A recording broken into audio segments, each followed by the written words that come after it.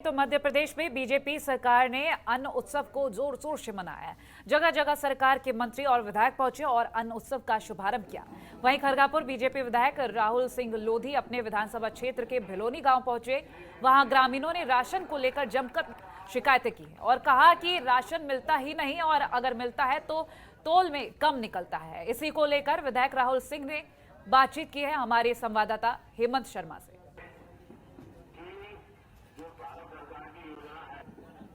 पूरे प्रदेश में एक साथ अन्न उत्सव मनाया जा रहा है। उसके साथ तमाम इलाकों में, ग्रामीण इलाकों में अधिकारी भी पहुंच रहे हैं, नेता भी पहुंच रहे हैं और विधायक भी पहुंच रहे हैं। उसी के साथ हमारे साथ राहुल सिंह विधायक हैं, उनसे समझ लेते हैं। राहुल जी, अन्न उत्सव मनाया जा रहा है, लेकिन कहीं ना कहीं लगातार जो हम देख रहे हैं, अनाज में भ्रष्टाचार का दीमक लगता है और भ्रष्टाचार की शिकायतें भी आती हैं।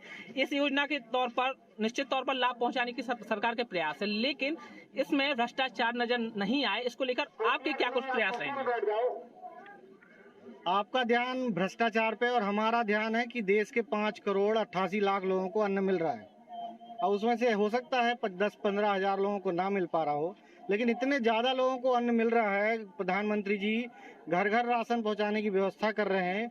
अभी तीसरी लहर जो आने वाली है, भगवान करे ना आए, लेकिन जो आने वाली है उसकी पहले से व्यवस्था कर रहे हैं। जो दूसरी लहर में लोगों को खाद्यान्न की दिक्कत आई थी वो दिक्कत ना हो, इसलिए प्रधानमंत्री जी आगे से हर 5-5 किलो राशन हर गरीब व्यक्ति को देने का 5 महीने लगातार देने की व्यवस्था कर रही है। उसी के तहत आज अन्न महोत्सव हर गांव में जहां पे राशन बंटता है, हर सोसाइटी में वहां एक हमारे लोग वहां पे अतिथि बन के जा रहे हैं और सबको राशन मिले इसकी व्यवस्था देख रहे हैं। बिल्कुल, निश्चित तौर पर योजनाएं बनती हैं तभी सवाल खड़े होते हैं विधायक जी, लेकिन जहां आप पहुंचे हो, जहां हम पहुंचे हो, जहां पर ये पूरा अमला पहुंचा है, तमाम लोग शिकायत कर रहे हैं कि अनाज कम तौला जाता है, अनाज समय पे नहीं दिया जाता है। ऐसी तमाम समस्याएं शायद आपके भी सामने आई होंगी, तो क्या कुछ इस मामले में संज्ञान लेके आप कार्रवाई करने दे? अभी हम लोग जहाँ भी जाएंगे, जितनी भी सोसाइटियों में जो अतिथि जा रहे हैं, उनसे मैंने कल जिला कार्यकारिणी की बैठक हुई थी हमारे टीकमगढ़ में, उसमें मैंने मन से सबसे यही निवेदन किया था कि जो भी जहाँ जा रहा है और अगर किसी को वहाँ पे ग्रामवासी शिकायत करते हैं तो उस समिति प्रबंधक पर या उस सेल्समैन पर तत्काल कार्रवाई करेंगे, उसको हटाएंगे और उचित व्यवस्था करेंगे ताकि गाँव वालों को, हर एक आदमी को, हर एक गरीब व्यक्ति को प्रॉपर राशन मिलता रहे। गरीबों को राशन मिलने के लिए तो योजना चलती है ना विधायक जी, लेकिन यहाँ पर जहाँ हम खड़े हैं, यहाँ तमाम वो लोग जो हमारे आसपास खड़े हैं सभी शिकायत कर रहे हैं। 10 किलो में 2 किलो कम, कहीं तेल में कम, शक्कर में कम, हर चीज में तौल में कम, लेकिन एक कमी कब पूरी होगी? नहीं, अभी अगर जो शिकायत कर रहे हैं, मैंने बोला है अभी सबको, यहाँ पे जितनी भी शिकायत आएंगी वो लेके उस पर कार्रवाई करने की बात बोली है और जैसी अगर उसका वेरिफिकेशन हो जाएगा और अगर वो माल नहीं दे रहा है तो उसके ऊपर कार्रवाई होगी, हटाया जाएगा। तो निश्चित तौर पर कार्रवाई की बात विधायक राहुल सिंह जी कह रहे हैं, लेकिन ये सवाल अभी भी खड़ा रहेगा कि निश्चित तौर पर जो गरीबों को मिलने वाले राशन में घालमेल और तमाम भ्रष्टाचार के दीमक की बात निकल के सामने आती है, वो दीमक कब तक विधायक हटा पाते हैं? जनता टीवी के लिए हेमंत शर्मा, टीकमगढ़। मध्य प्रदेश में शनिवार को 7 जिलों में कोरोना संक्रमण के 13 केसेस सामने हैं। नए केस भले ही कम मिल रहे हो, लेकिन संक्रमण की जद में आने वाले जिलों की संख्या कम नहीं होने से चिंता बढ़ती जा रही है। आपको बता दें कि शनिवार को दमोह, जबलपुर में 3-3, टीकमगढ़ और इंदौर में 2-2, भोपाल, मंदसौर, राजगढ़ में 1-1 नए केस सामने आए हैं। खास बात यह है कि पिछले 4 दिनों में दमोह में 21 संक्रमित मिले हैं। छोटे छोटे जिलों में संक्रमण के मामले मिलने से चिंता बनी हुई है। प्रदेश में पिछले 4 दिनों के आंकड़े देखे जाएं तो दमोह के बाद सबसे ज्यादा होशंगाबाद में 9 केसेस सामने आए हैं। ऐसे में कोरोना संक्रमण के नए मामलों को लेकर स्वास्थ्य विभाग के अधिकारियों का कहना है कि प्रदेश में 70,000 के आसपास टेस्टिंग की जा रही है। ज्यादा फोकस दूसरे राज्यों से आने वाले लोगों की टेस्टिंग पर है। इसी वजह से संक्रमण के 1-2 मामले मिल रहे हैं, जिनकी पहचान होने के बाद आइसोलेट कर संक्रमण को फैलने से रोक रहे हैं। इसके अलावा जनता से भी कोविड प्रोटोकॉल का पालन करने की अपील की जा रही है ताकि तीसरी लहर को आने से रोका जा सके।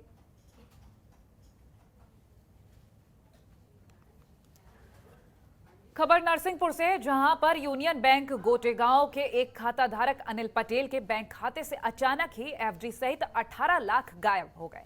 तो वहीं मुकेश पटेल नाम के व्यक्ति के खाते में करीब 10 लाख और संदीप पटेल नामक खाता धारक के खाते से लगभग 5 लाख रुपए निकल गए। इसी तरह 2 दर्जन से अधिक खातों से राशि को निकाला गया है, जबकि खाता धारकों के मुताबिक उन्होंने किसी भी तरह का कोई लेन देन अपने खातों और बैंक एटीएम के जरिए भी नहीं किया है। वहीं जब इस मामले की जानकारी बैंक मैनेजर को लगी तो इस मामले की जांच की गई तो पता चला कि करोड़ों के धोखाधड़ी का मामला सामने आया है। वहीं अब इस मामले की जांच की जा रही है।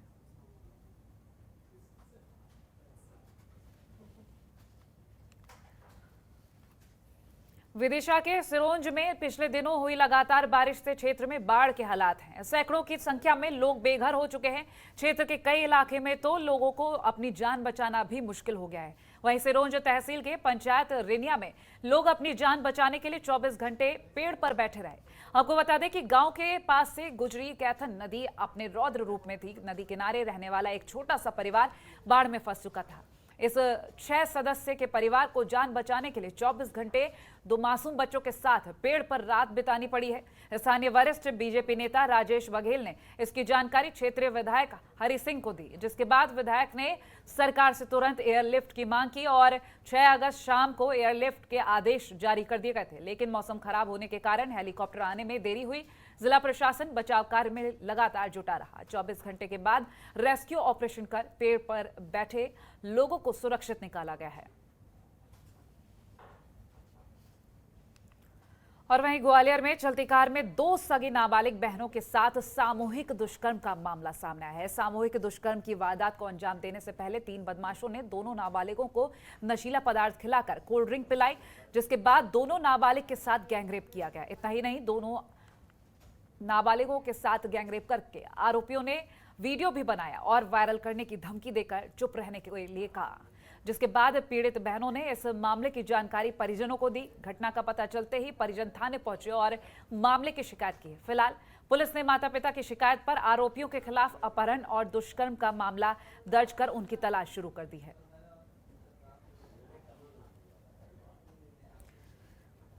और वहीं प्रदेश में बाढ़ की वजह से लोगों का जनजीवन अस्त व्यस्त हो गया है। सिंध नदी के किनारे बसे करीब 2 दर्जन गांव के हालात बिगड़ चुके हैं। नदी का जलस्तर कम होने के बाद ग्रामीणों को बचे हुए सामान की जो उम्मीद थी वो पूरी तरह अब खत्म हो चुकी है। बाढ़ के बाद कच्चे पक्के मकान करीब पूरी तरह से ध्वस्त हो चुके हैं और वहीं बाढ़ पीड़ितों के तन पर कपड़े तक नहीं बचे हैं। उनके घरों में रखे अनाज भी खराब हो चुके हैं।